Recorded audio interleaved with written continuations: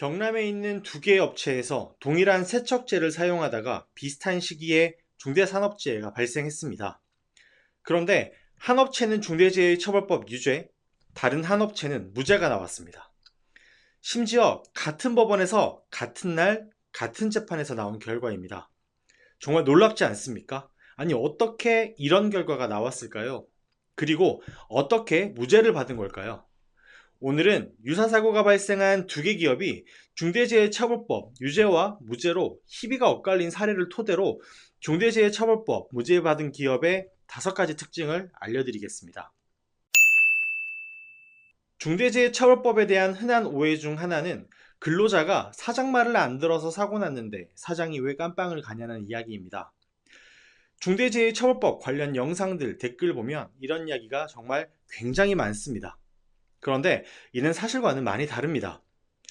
중대재해처벌법과 관계법령에서 요구하는 사항을 잘 이행했느냐에 대해 조사를 하고 미이행이 사고와 직접적 관계가 있느냐를 따지는 것이 바로 중대재해처벌법이기 때문입니다.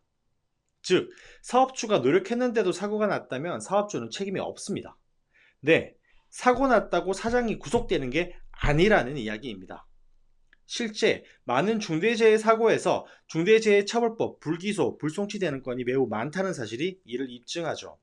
자, 그러면 어떻게 해야 중대재해처벌법으로 무죄를 받을 수 있느냐? 자, 사례를 통해서 한번 살펴보도록 하겠습니다. 2021년 9월부터 2022년 2월까지 유해물질인 트리클로로메탄이 포함된 세척제를 사용하던 창원과 김해의 업체 두 곳에서 노동자 총 29명이 급성 간중독을 일으킨 일명 독성세척제 사태가 발생했습니다. 중대재해처벌법에서 규정하고 있는 중대산업재해는 사망사고도 포함이 되지만 동일한 유해 요인으로 급성중독 등 대통령령으로 정하는 직업성 질병자가 1년 내에 3명 이상 발생한 경우도 포함이 됩니다. 즉, 이 사건도 중대재해인 것입니다. 2022년 1월 27일 최초 시행된 중대재해처벌법에 적용 대상이 된 것이죠. 이 사건에서 가장 주목받은 곳은 창원 소재 에어컨 부품 제조 회사인 D산업입니다. 제 채널에 다른 영상에서도 다룬 바가 있습니다. 항소심, 대법원 상고, 위헌재청 신청까지 이뤄진 매우 중요한 사건이고 중대재해처벌법에 대해 이해함에 있어서 굉장히 좋은 사례인데요. 이 사건을 좀 들여다보면 흥미로운 부분이 많아서 그렇습니다. 이 급성중독을 일으킨 세척제는 D산업에서 만든 것이 아닙니다. 세척제 제조업체가 따로 있습니다. 자, 그럼 이 물질은 D산업에만 납품이 되었을까요? 당연히 아닙니다. D산업 재판 때 여러 업체 대표가 나란히 법정에 섰다는 사실, 몇몇 기사 외에는 잘 다뤄지지 않는데 매우 중요한 포인트입니다. 자, 그러면 하나씩 다뤄보도록 하겠습니다. 우선 세척제 제조업체 Y케미컬은 중대재해처벌법 기소 대상이 아닙니다. 자, Y케미컬의 사업장 그리고 해당 업체의 근로자가 사고가 당한 것이 아니기 때문에 바로 이 중대재해처벌법의 기소 대상이 아닌 것입니다. 자, 그럼 이런 생각이 드실 거예요.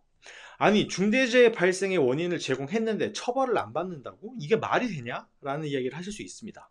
네, 그럴 리가 있습니까? 수많은 직업성 질병 피해자를 만들었는데요. Y케미컬 대표는 산업안전보건법과 화학물질관리법 기소 대상이었고 실제 유죄가 나왔습니다. 네, 이 회사의 대표는 징역 2년으로 법정 구속되었습니다. 자, 그러면 이 회사에서 제작한 세척제에 포함된 다량의 유해물질로 인해 급성간염을 입게 되는 등 범행이 불량하기도 하고요. 화학물질이 취급하면 반드시 해야 하는 업무가 있습니다. 이 물질안전보건자료라고 해서 MSDS라는 것이 있는데 이 MSDS를 허위로 작성한 것이 확인이 됐어요. 그래서 이러한 혐의 등으로 인해서 유죄를 받은 것이죠. 즉, 화학물질의 유해성에 대해서 경각심을 갖지 않았다는 부분들이 모두 고려된 것입니다. 자, 다음으로 넘어가 보죠. 해당 세척제를 공급받아 사용하다가 중대재해가 발생한 사업장, 네, 한 곳이 아니죠. 바로 두 곳인데요. 이 두 업체는 그러면 중대재해가 발생했으니까 중대재해처벌법으로 처벌받고 구속되는 걸까요? 아닙니다. 절대 그렇지 않습니다. 이 두 업체는 각각 해당 업체 사업장에서 해당 업체 소속 종사자가 중대재해를 당했기 때문에 중대재해처벌법 기소 대상이 될 수는 있습니다. 왜 기소 대상이라고 하느냐? 네, 중대재해가 발생한 것이 맞고 중대재해처벌법에 따라서 잘잘못을 따져봐야 하는 게 맞고 관할 노동청이나 경찰, 수사, 조사 단계에서는 중처법을 적용해서 조사받는 것이 맞습니다. 하지만 검찰에서 중대재해처벌법으로 기소하느냐 여부는 또 다른 이야기입니다. 결론부터 이야기하자면 이 단계에서 이 두 개 업체는 각각 다른 결과를 맞이하게 됩니다. 자, 그럼 이 두 업체의 운명은 도대체 무엇을 기준으로 희비가 엇갈리게 된 걸까요? 중대재해처벌법 위반 여부는 안전보건 확보의 의무를 다했느냐, 즉 중대재해처벌법과 관계법령을 준수하기 위해 노력했느냐 여부에 달려 있습니다. 중대재해처벌법 무죄받은 기업의 5가지 특징이 바로 이것인데요. 첫 번째, 안전관리 담당자 선임을 포함한 안전보건관리 체계를 구축을 하고, 두 번째, 구축한 체계에 의거해서 위험성 평가 등을 포함한 안전관리 업무를 이행을 하고, 세 번째, 종사자의 의견을 잘 청취를 하고, 네 번째, 이러한 안전관리나 종사자 의견 청취를 통해서 얻은 이 피드백을 토대로 예산을 배정하고 계속해서 환경을 개선해 나가는 업무들을 해야 됩니다. 그리고 마지막으로 5번째, 이러한 내역을 모두 기록으로 남겨서 보관을 해야 됩니다. 이 D산업은 이러한 의무를 모두 이행하지 못했기 때문에 중대재해처벌법으로 기소되었습니다. 그리고 법원에서 유죄를 받았습니다. 항소, 상고도 진행했지만 이 결과를 뒤집지는 못했습니다. 사건 발생 전 이미 여러 유해 화학물질을 취급했음에도 국소배기 장치를 설치하지 않았고, 심지어 납품받은 세척제가 국소배기 장치가 필요한 유해성이 있는 약품인지 확인하는 절차 역시도 생략되었기 때문입니다. 즉, 안전보건의 의무를 모두 이행하지 않았다는 사실이 작업자들의 직업성 질병 발생의 직접적 원인으로 본 것이죠. 반면 B업체는 좀 다른 결과를 맞이하게 됩니다. 이 역시 결론부터 말씀드리자면 이 업체는 검찰에서 중대재해처벌법으로 기소하지 않았습니다. 안전보건에 관한 종사자의 의견을 청취하고 유해, 위험요인, 확인, 개선 절차를 마련하는 등 안전보건 관리 체계를 구축하고 이행하기 위한 노력을 인정받았다라는 판결을 받은 것인데요. 구체적으로 보면 이렇습니다. 가장 큰 차이는요, D산업과 다르게 B업체는 국소배기 장치를 설치를 했어요. 그리고 이 국소배기 장치의 성능과 관련해서 노사가 참여하는 산업안전보건위원회에서 이 장치의 성능에 대한 의견을 듣는 등 종사자 의견 청취를 한 기록이 있었습니다. 그리고 2020년과 21년 한국안전기술협회에 의뢰한 위험성 평가 결과를 반영해서 국소배기 장치의 공기 유속을 올려서 환기 기능을 개선하기 위한 노력한 사실도 확인이 되었습니다.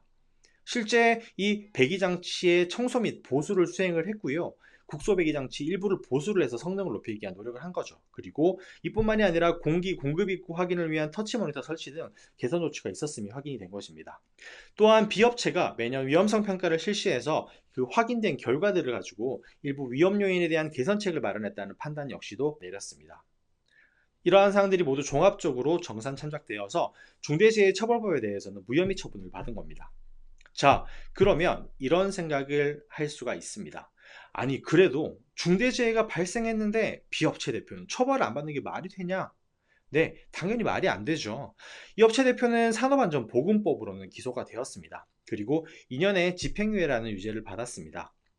산업안전보건법에 따라서 보건조치가 미흡했던 부분이 인정되었고, 형법에 따라서 업무상 과실치사로 유죄가 나온 것이죠. 그래서 중대재해처벌법에 비해 상대적으로 가볍다 할 수 있는 산업안전보건법으로는 기소가 되었고 처벌을 받은 것입니다. 네, 오늘은 D산업, B업체, Y케미컬의 사례를 토대로 중대재해처벌법과 산업안전보건법의 적용 여부를 살펴봤습니다. 사실 B업체의 중대재해처벌법 무혐의 부분은 논란이 제법 있습니다. 재해 방지를 위한 형식적 의무 이행을 위해서 노력한 것처럼 보이기는 하나 그렇지 않은 부분들이 사실 있기 때문인데요. 자, 우리 사업하는 사람들은 어쨌든 이 판례를 기준으로 판단하고 대응해야 되지 않을까요? 앞서 B업체의 노력을 세부 내용에서도 볼 수 있듯이 최선의 노력을 얼마나 기울였느냐, 이 부분이 가장 중요한 부분입니다. 다시 한번 이야기해 볼게요. 무죄받은 기업의 5가지 특징이죠. 첫 번째, 안전관리 담당자 선임을 포함한 안전보건 관리 체계를 구축하고, 두 번째, 구축한 체계에 의거해 위험성 평가 등을 포함해서 여러 가지 안전관리 업무들을 잘 이행을 하고요. 세 번째, 종사자 의견을 잘 청취하고, 네 번째, 이러한 피드백을 토대로 예산 배정 등을 해가지고 환경을 계속해서 개선을 해야 됩니다. 그리고 마지막으로 가장 중요한 부분은 이러한 내용을 모두 기록으로 남겨야 됩니다. 그렇기 때문에 저는 지난주 영상부터 해서 디지털 안전 보건관리 시스템을 추천드리고 있는 겁니다. 이러한 시스템 등을 도입을 해가지고 정성적인 노력 부분도 인정받는 것뿐만이 아니라 모든 내역을 다 이 하나의 시스템 내에 남겨놓는다라고 하면 사건이 발생했을 때 잘 대응해서 법적 피해 최소화가 가능할 수 있습니다.